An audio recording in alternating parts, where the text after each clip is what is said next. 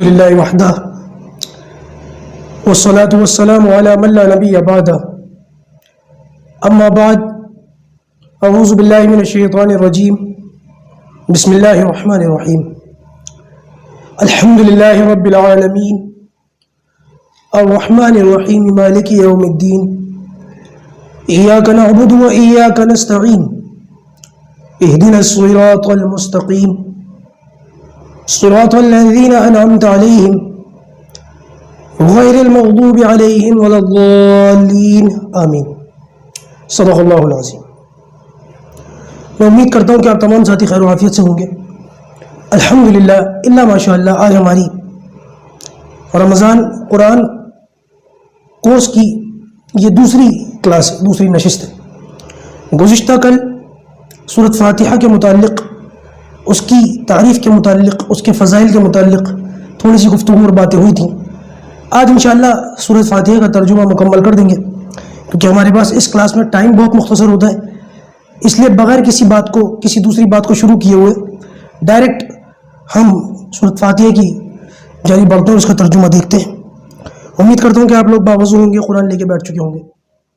دیکھیں، سب سے پہلے اعوذ باللہ من الشیطان الرجیم بسم اللہ الرحمن الرحیم۔ قرآن کو شروع کرنے سے پہلے اعوذ باللہ اور بسم اللہ پڑھا جاتا ہے۔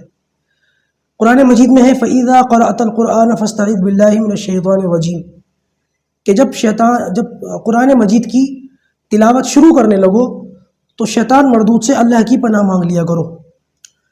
علماء کا اس بات پر اتفاق ہے کہ اعوذ باللہ کا قرآن مجید شروع کرنے سے پہلے اعوذ باللہ پڑھنا یہ سنت ہے، اور یہ اس کے علاوہ قرآن مجید کی خصوصیت ہے، اس کے علاوہ کہیں اور اعوذ باللہ پڑھنے کی ضرورت نہیں ہے۔ اعوذ باللہ من الشیطان الرجیم یہ قرآن کی کوئی آیت بھی نہیں ہے۔ رہا نماز کے اندر اعوذ باللہ پڑھنے کا مسئلہ، اعوذ باللہ کو تعوذ کہتے ہیں۔ نماز کے اندر صرف پہلی رکعت میں سورۃ فاتحہ شروع کرنے سے پہلے اور ثنا پڑھنے کے بعد اعوذ باللہ پڑھ لیا جائے، اس کے بعد پوری نماز میں کہیں بھی یا کسی بھی رکعت میں تعوذ یعنی کہ اعوذ باللہ پڑھنے کی ضرورت نہیں۔ اعوذ باللہ کے بعد بسم اللہ پڑھی جاتی ہے، اور یہ بہت اچھے الفاظ ہیں۔ ہر کام کے شروع میں بسم اللہ پڑھنی چاہیے۔ کھانا کھانے لگو تو بسم اللہ، پانی پینے لگو تو بسم اللہ، سواری پر سوار ہونے لگو تو بسم اللہ، چراغ بند کرو گل کرو تو بسم اللہ، اور دروازہ بند کرو تو بسم اللہ، کہیں جانے کا ارادہ ہو تو بسم اللہ، کسی کام کے شروع کرنے کا ارادہ ہو تو بسم اللہ۔ اور یہ بسم اللہ اس امت کی خصوصیت ہے کہ یہ اپنے کام کو اللہ کے نام سے شروع کرتی ہے۔ یہ امت، دنیا میں اور قومیں بھی ہیں جو الگ الگ الفاظ سے اپنے کاموں کا آغاز کرتی ہیں، لیکن ان الفاظ کا بسم اللہ سے کوئی مقابلہ نہیں ہے۔ مثال کے طور پر عیسائیت میں جب کوئی کام شروع کیا جاتا ہے تو وہ باپ، بیٹا اور روح القدس کے نام سے شروع کرتے ہیں، یعنی کہ کام کا آغاز ہی شرکی الفاظ سے۔ اس کے مقابلے میں جب کوئی مسلمان کسی کام کا آغاز کرتا ہے تو بسم اللہ پڑھتا ہے، یعنی کہ توحید کے کلمے سے اللہ کا نام لے کر کے اس بات کو شروع کرتا ہے۔ پھر بسم اللہ الرحمن الرحیم اگر نماز کے اندر دیکھی جائے تو نماز کے اندر سورۃ فاتحہ سے پہلے بسم اللہ پڑھ لینا چاہیے، باقی رکعتوں میں پڑھنے کی ضرورت نہیں۔ سورۃ فاتحہ کے بعد اور سورت شروع کرنے سے پہلے بسم اللہ پڑھنے کی ضرورت نہیں، اور اگر کوئی پڑھ لے تو اس میں کوئی حرج بھی نہیں ہے۔ بسم اللہ الرحمن الرحیم قرآن مجید میں دو صورتوں کے درمیان فصل اور فرق کرنے کے لیے لکھی جاتی ہے۔ یہ باقاعدہ کسی آیت کا حصہ نہیں ہے، کسی صورت کا حصہ نہیں ہے۔ ہاں، سورہ نمل میں باقاعدہ بسم اللہ ایک آیت کے طور پر آئی ہے۔ حضرت سلیمان علیہ السلام نے جب خط لکھا تھا تو اس میں تھا اِنَّهُ مِن سُلَيْمَانَ وَإِنَّهُ بسم اللہ الرحمن الرحیم، 19 سپارے کے اندر۔ اب آگے بڑھتے ہیں، سورۃ فاتحہ کا ترجمہ دیکھ لیتے ہیں۔ اپنے سامنے رکھے ہوئے قرآن کے اندر اس کا ترجمہ ضرور دیکھیے گا۔ فرمایا کہ الحمدللہ تمام تعریفیں اللہ کے لیے ہیں، حمد کا مستحق صرف اللہ، حمد کی ساری قسمیں صرف اللہ کے لیے۔ الحمدللہ تمام تعریفیں اللہ کے لیے ہیں۔ صرف اس ایک لفظ پر بھی آپ یہ سمجھیں کہ میں 10 منٹ کی 4-6 کلاسز پڑھا سکتا ہوں۔ ہمارے اکابرین نے اتنی وضاحت، اتنی تفصیلات لکھی ہیں الحمدللہ صرف ایک لفظ پر، لیکن ان ساری چیزوں کو میں چھوڑتا ہوں، کیونکہ اگر اسی میں لگے رہے پھر تو سورۃ فاتحہ کا ترجمہ بھی شاید صرف رمضان المبارک میں مکمل نہ ہو۔ آگے فرمایا رب العالمین، جو تمام جہانوں کا رب ہے۔ الحمدللہ رب العالمین، تمام تعریفیں اس اللہ کے لیے ہیں جو تمام جہانوں کا پالنے والا ہے۔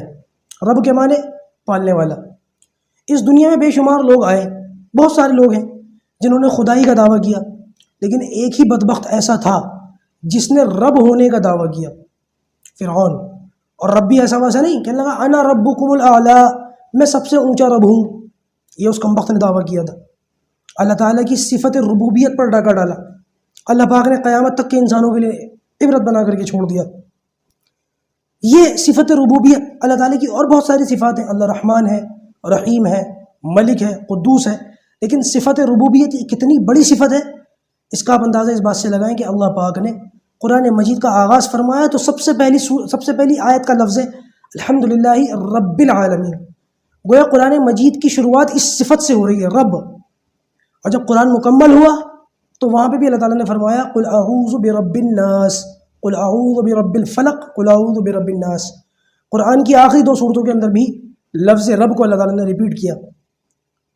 اسی طریقے سے نماز کے اندر دیکھ لیں، جب کوئی شخص نماز پڑھتا ہے اور جھکتا ہے رکوع کے اندر تو کیا کہتا ہے سبحان ربی العظیم، 3 مرتبہ، 5 مرتبہ، 7 مرتبہ، 9 مرتبہ، 11 مرتبہ پڑھا جا سکتا ہے، کم سے کم 3 مرتبہ۔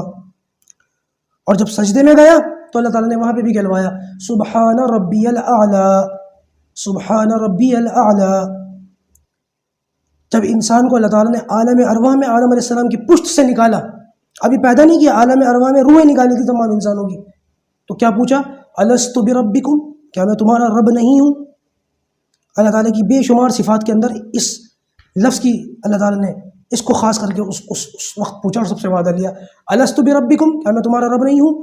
قالوا بلا شہیدنا، سب نے کہا یا اللہ ہم گواہی دیتے تو ہمارا رب ہے۔ اور جب ہم مریں گے تو سب سے پہلا مرحلہ کون سا ہے؟ قبر کا۔ اور قبر میں جانے کے بعد جب فرشتے آئیں گے اور جو 3 سوال پوچھیں گے، میں سب سے پہلا سوال ہے من ربکا۔ بڑے بڑے پھنسے ہوں گے اس میں، اللہ ہم سب کی حفاظت فرمائے۔ یہ جو رب کا لفظ ہے نا، اس کو نظر انداز نہیں کرنا چاہیے۔ کوئی بات ہے کہ قرآن کا آغاز بھی اس سے، ختم بھی اسی پر، عالم ارواح میں وعدہ بھی اسی پہ لیا گیا، اور قبر کے اندر سوال بھی سب سے پہلے اسی کا ہوگا، اور رکوع اور سجدے میں بھی اسی صفت کو دہروایا جاتا ہے ہماری زبانوں سے۔ کوئی بات ہے، کوئی مسئلہ ہے، تمام جہانوں کا پالنے والا ہے، جہان بے شمار ہے۔ پھر فرمایا الرحمن الرحیم، بڑا مہربان ہے، بہت رحم والا ہے۔ اللہ تعالیٰ بڑا مہربان ہے اور بہت رحم کرنے والا ہے۔ علماء کرام نے اپنے انداز میں ان دونوں الفاظ کا ترجمہ کیا۔ اگر غور سے دیکھا جائے تو رحمان اور رحیم کا ایک ہی مطلب بنتا ہے، رحم کرنے والا۔ تو پھر رحمان اور رحیم جب مطلب ایک ہی ہے تو اللہ تعالیٰ نے 2 لفظوں کو کیوں ذکر فرمایا؟ علماء نے فرمایا کہ الرحمن اذا سئل اعطا، رحمان وہ ہے کہ جب اس سے مانگا جائے تو دیتا ہے، والرحیم اذا لم يسأل یغضب، اور رحیم وہ ہے کہ جب اس سے نہ مانگا جائے تو ناراض ہو جاتا ہے، کیوں نہیں مانگتے ہو، مجھ سے مانگا کرو۔ میں نے بتایا تھا نا کہ رمضان المبارک کے ہر دن 24 گھنٹے میں ایک دعا ضرور قبول ہوتی ہے۔ اللہ تعالیٰ سے خوب مانگنا چاہیے، خوب مانگنا چاہیے، وہ دیتا ہے، وہ دے کے خوش ہوتا ہے، نہ مانگنے والوں سے ناراض ہو جاتا ہے۔ بعض علماء نے تو یہ فرمایا کہ اللہ تعالیٰ رحمان ہے، صفت رحمان کے ساتھ دنیا کے اندر سب پر رحمان ہے، سب پر کرم کر رہا ہے، مومن کو بھی دے رہا ہے، کافر کو بھی دے رہا ہے، لیکن اللہ تعالیٰ آخرت میں رحیم ہوگا کہ وہاں پر کافروں کے لیے کچھ نہیں ہے، صرف ایمان والوں ہی کو بخشش ہوگی۔ مالک یوم الدین، قیامت کے دن کا مالک ہے۔ یوم الدین قیامت کے دن کا مالک، مالک یوم الدین قیامت کے دن کا مالک ہے۔ اب آپ اندازہ لگائیں کہ مالک تو آج بھی ہمیشہ سے ہمیشہ رہے گا، تو قیامت کے دن کا مالک ہے، یہ کیوں کہا گیا؟ علماء نے لکھا کہ اس کا ایک مطلب یہ ہے، مطلب تو بے شمار ہے، اب سب کو بیان کرنے کا موقع نہیں ہے۔ علماء نے لکھا کہ اس کا مطلب یہ ہے کہ اللہ تبارک و تعالیٰ دنیا میں لوگوں کو کچھ وقتی طور کے لیے کچھ مال دے دیتا ہے، کچھ مقام اور مرتبہ دے دیتا ہے، کسی کو بادشاہت دے دی، کسی کو پی ایم بنا دیا، کسی کو سی ایم بنا دیا، کسی کو کچھ بنا دیا، کسی کو گورنر بنا دیا، کسی کو راشٹرپتی بنا دیا۔ یہ اللہ تعالیٰ کے دنیاوی کچھ وقت کے لیے لوگوں کو دیے ہوئے مقام اور مرتبے ہیں، لیکن آخرت میں سارے مرتبے ختم ہو جائیں گے اور مالک صرف وہی ہوگا۔ اس دن کسی کا کوئی اختیار باقی نہیں رہے گا، سب ختم ہو جائے گا۔ ان 3 آیتوں میں اللہ تعالیٰ کی تعریف ہو گئی، ذکر ہو گیا۔ اب دیکھیں یہ جو چوتھی آیت ہے، ایاک نعبد، یا اللہ ہم تیری ہی عبادت کرتے ہیں، و ایاک نستعین، اور تجھ ہی سے مانگتے ہیں۔ یہ بھی آ سکتا تھا ایاک اعبدو، یا اللہ میں تیری عبادت کرتا ہوں، لیکن اعبدو کے بجائے نعبدو کا لفظ آیا، ایاک نعبدو، یا اللہ ہم تیری عبادت کرتے ہیں۔ یعنی اس کا مطلب یہ ہے کہ جب میں مانگ رہا ہوں، یا اللہ میں اکیلا نہیں مانگ رہا، ہم سب مل کے مانگ رہے ہیں۔ نماز میں پڑھتے ہیں نا ایاک نعبدو، یا اللہ میں اکیلے نہیں مانگ رہا، ہم سب مانگ رہے ہیں، اور بہت ممکن ہے میرے گناہوں کی وجہ سے مجھے نہ دیا جائے، لیکن اتنے سارے مانگنے والوں میں ہو سکتا ہے کسی کی برکت سے مجھے بھی مل جائے۔